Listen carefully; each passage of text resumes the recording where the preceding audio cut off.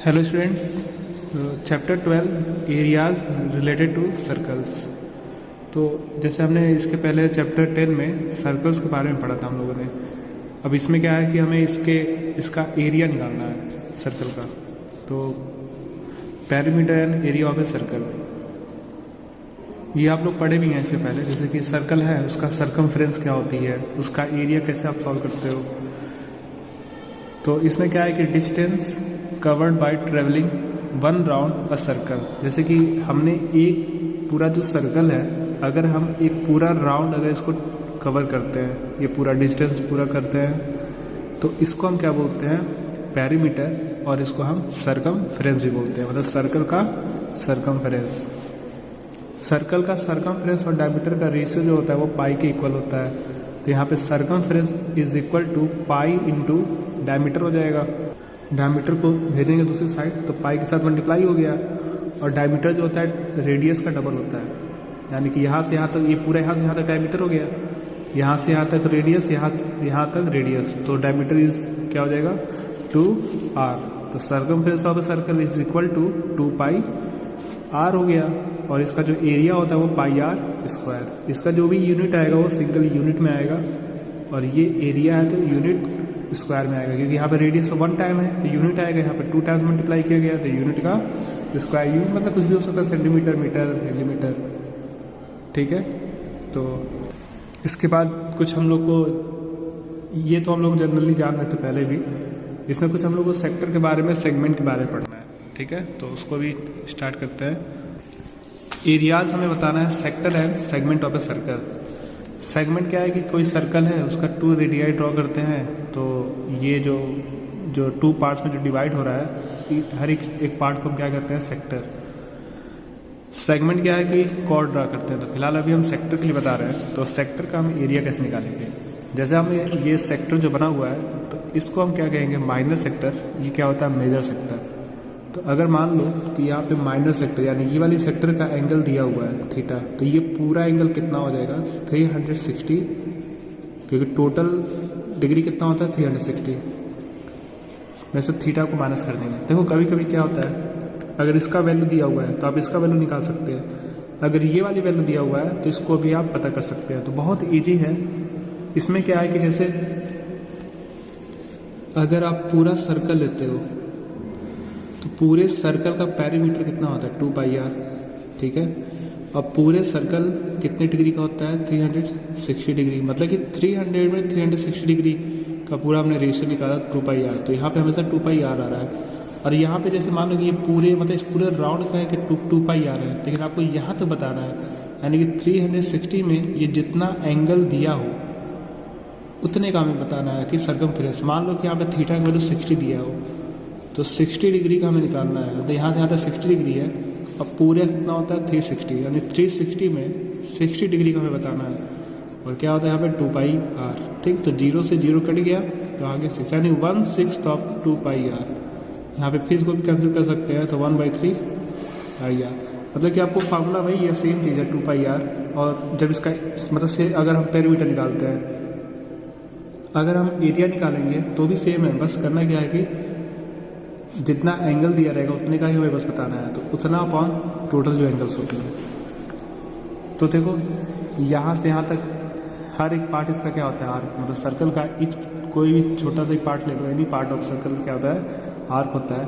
तो यहाँ से यहाँ तक हम क्या बोलेंगे, माइनर आर्क, और ये पूरा क्या बोलेंगे, मेजर आर्क। और यहाँ से माइनर आर्क वाले जो फॉर्मेट बन रहा है उसको हम क्या बोलते हैं, माइनर सेक्टर, और इसको क्या बोलते हैं, मेजर सेक्टर।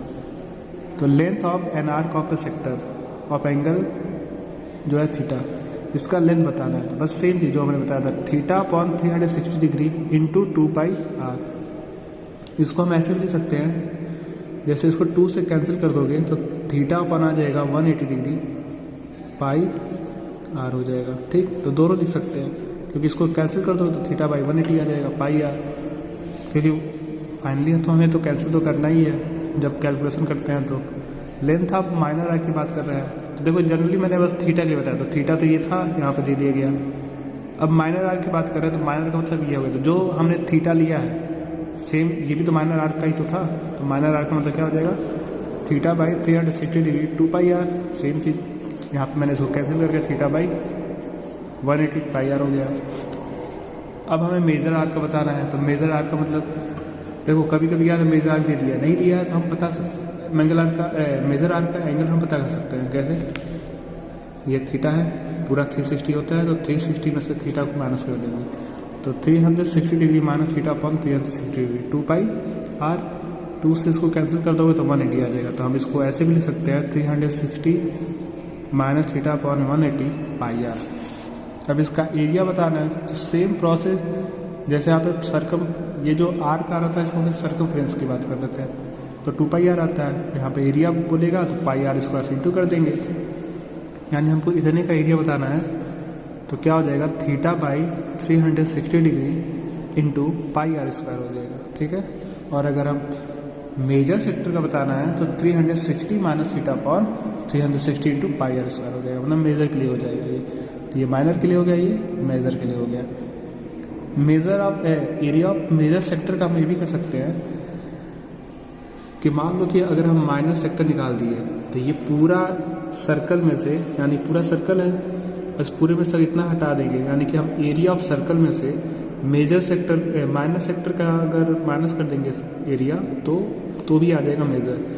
मतलब हम यहाँ पे ये ऐसा नहीं कि जो फॉर्मूला हमने लिखवा दिया उसके बेस पे आप ऐसे भी कर सकते हो। देखो दोनों कर सकते हो। अगर हम मान लो सपोज कभी कभी ऐसे दे दिया हो, कोई सर्कल दिया हो जिसका रेडियस दे दिया हो, एंगल ना देकर मेजर सेक्टर का एरिया दे दिया हो, पूछा है माइनर सेक्टर का एरिया बताइए, तो उस केस में तो आपको थीटा तो मालूम नहीं है, तो आप क्या कर सकते हैं, पूरा सेक्टर यानी पूरे सर्कल में से जो मेजर या माइनर जो भी दिया है उसको माइनस कर देंगे। तो अगर मान लो मेजर दिया है तो माइनर आ जाएगा, माइनर दिया है तो मेजर आ जाएगा। तो वही मैंने लिखा है कि मेजर सेक्टर का एरिया आप ऐसे भी निकाल सकते हो कि पूरे सेक्टर का एरिया मतलब पूरे सर्कल का एरिया माइनस जो माइनर सेक्टर का एरिया है, दोनों को माइनस कर देंगे तो भी मेजर आ जाएगा। ठीक।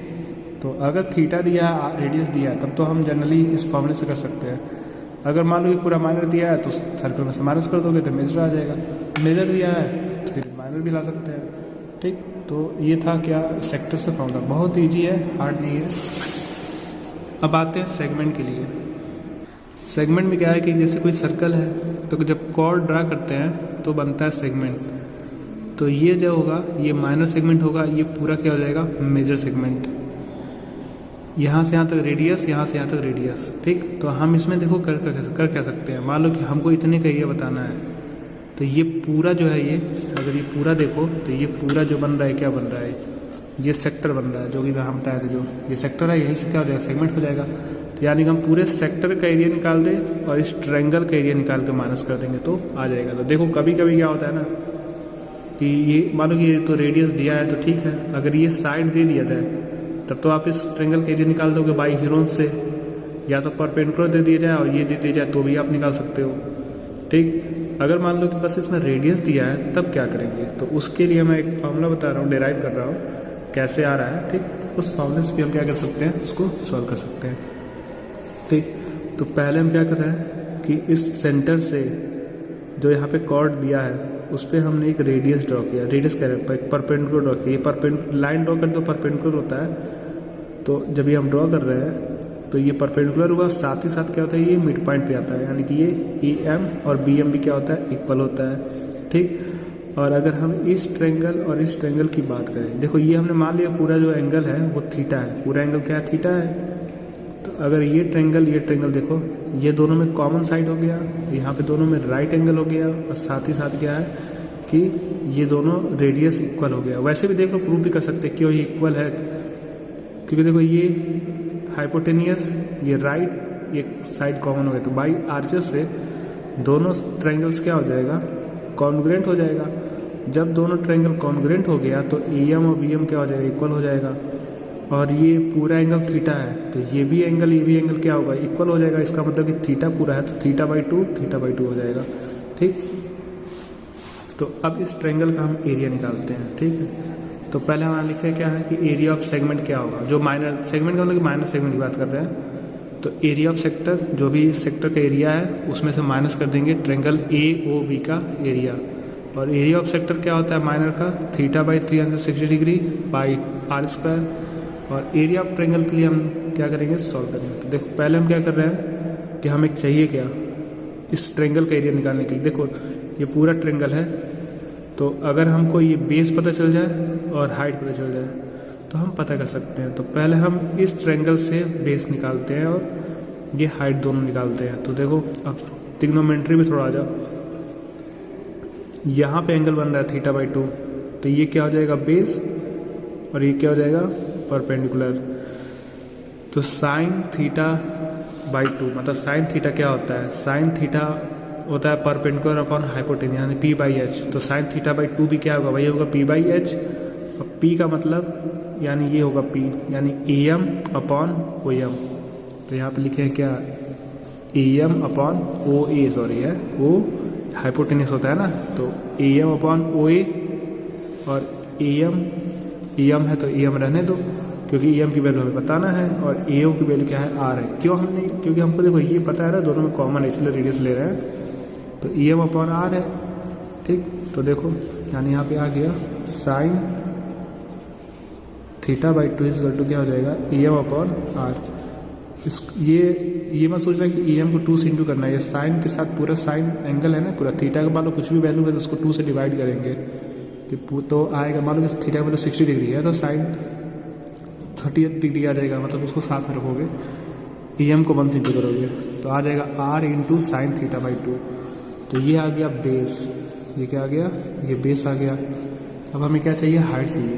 तो फिर कॉस ले लो, देखो साइन के फॉर्मूले क्या होता है, p/h होता है, यानी कि परपेंडिकुलर यानी कि p आ गया यानी कि परपेंडिकुलर आ गया। कॉस में क्या होता है, b/h होता है, फिर h आ जाएगा जो कि h का वैल्यू दिया है r, तो हम फिर कॉस लेंगे तो फिर b का वैल्यू आ जाएगा। तो कॉस थीटा इक्वल टू क्या हो जाएगा, कॉस θ/2 तो OM/AO हो जाएगा, OM/AO और OA का वैल्यू कितना है r है, तो फिर यहाँ से OM का वैल्यू क्या आ जाएगा r इंटू कॉस θ/2। अब एरिया ऑफ ट्रायंगल क्या होता है, half into base into height. तो देखो पूरा ट्रायंगल लेंगे अब, तो हाफ और बेस क्या है पूरा AB है, तो हम क्या लिखेंगे AB, और ये OM क्या हो गया, हाइट हो गया। तो हाफ, अब देखो A से B है लेकिन हम यहाँ वैल्यू लाए थे AM, तो AB की जगह हम कर सकते 2AM, मतलब 2AM को 2 बार प्लस कर दो तो डबल हो जाएगा, तो 2AM इंटू OM। अब 2 से 2 कैंसिल हो गया तो यहाँ बचेगा क्या AM का वैल्यू क्या है R sine θ/2 R cos θ/2, OM का वैल्यू है R क्या हो जाएगा R स्क्वायर हो जाएगा साइन θ/2 इंटू कॉस θ/2।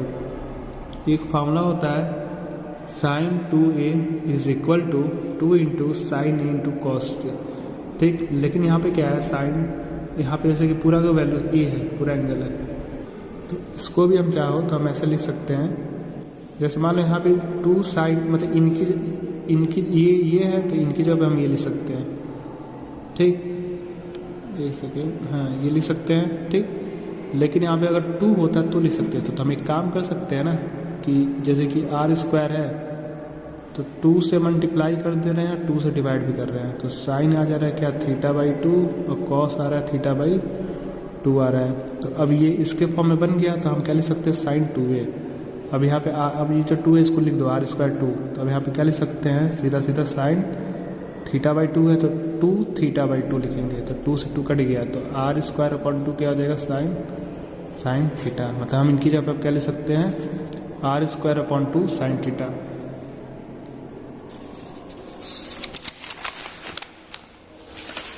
तो यहाँ पे हो गया R²/2 साइन थीटा। तो एरिया ऑफ सेगमेंट क्या हो जाएगा, area of sector minus area of triangle AOB।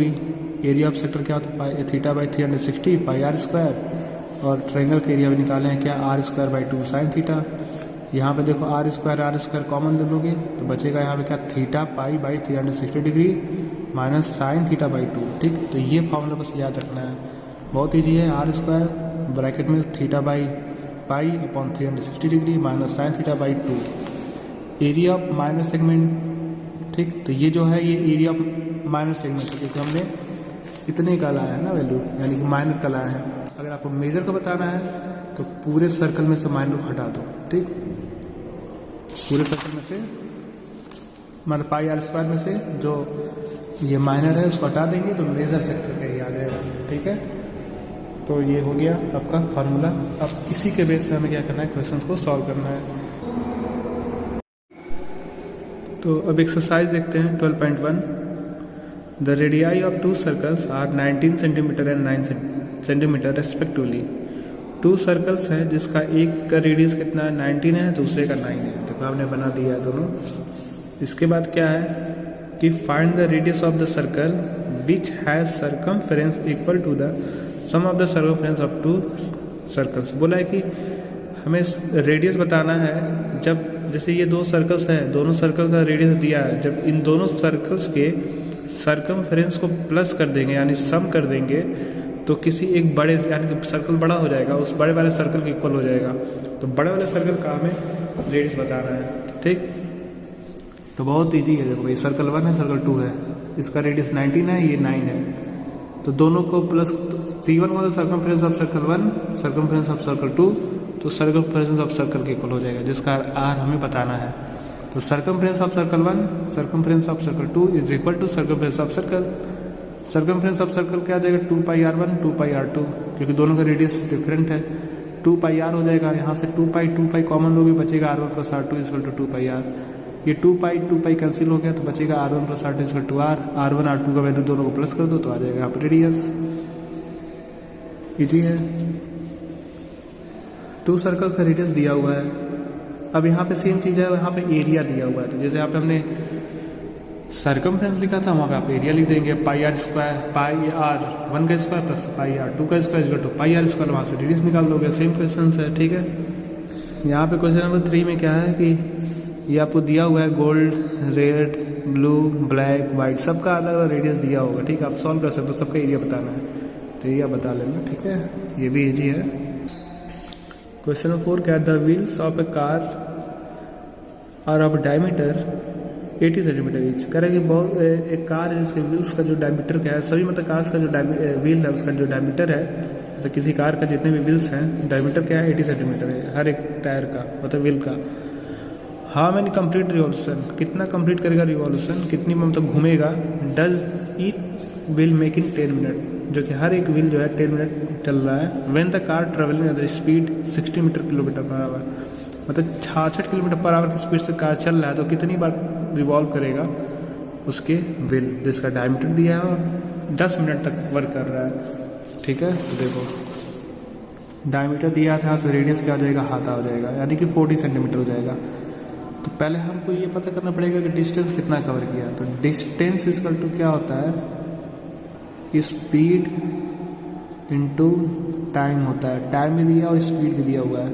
तो स्पीड दिया 66 किलोमीटर पर आवर, टाइम दिया 10 मिनट्स। ठीक, तो देखो जैसे यहाँ पे मिनट दिया है, यहाँ पे आर दिया है, लेकिन यहाँ सेंटीमीटर दिया है, तो सबको हम एक यूनिट में चेंज करेंगे। हम क्या करें, किलोमीटर को हम सेंटीमीटर में चेंज कर रहे हैं। तो 1 किलोमीटर को पहले मीटर, किलोमीटर को मीटर में चेंज करेंगे, फिर मीटर से सेंटीमीटर में। तो 1 किलोमीटर में 1000 मीटर होता है, तो पहले हमने 1000 लिख दिया, और 1 मीटर में 100 सेंटीमीटर है तो 100 से इंटू कर दिए, और 1 आवर में 60 मिनट्स होते हैं, तो यहाँ पे 60 मिनट लिख दिया, मिनट से मिनट कट गया। ठीक, तो मतलब डिस्टेंस है तो हमेशा किस में आएगा, सेंटीमीटर या मीटर या तो किलोमीटर। तो फिर इसको कैंसिल कर दें तो लास्ट में आ रहा है ये। अब ये टोटल हमारा हो गया डिस्टेंस। अब जो टायर है एक घूम रहा है, घूम के इतनी बार जा रहा है, तो पहले ये पता करना पड़ेगा कि एक रिवॉल्व करने में कितना डिस्टेंस कवर किया। तो एक रिवॉल्व घूमने का मतलब क्या हो गया कि वो अपने सर्कमफ्रेंस कर रहा है, मतलब अपनी बाउंड्री लेके चल रहा है, यानी कि सर्कमफ्रेंस निकालेंगे व्हील का। तो 2πr होता है, तो 2πr अगर number of revolution in 10 minute में कितना हो जाएगा, बस जो टोटल डिस्टेंस है जो 2πr डिवाइड कर देंगे तो आ जाएगा 4375, यानी इतनी बार रिवॉल्व करेगा। ठीक है, तो ये हो गया एक्सरसाइज 12.1। अब स्टार्ट करते 12.2।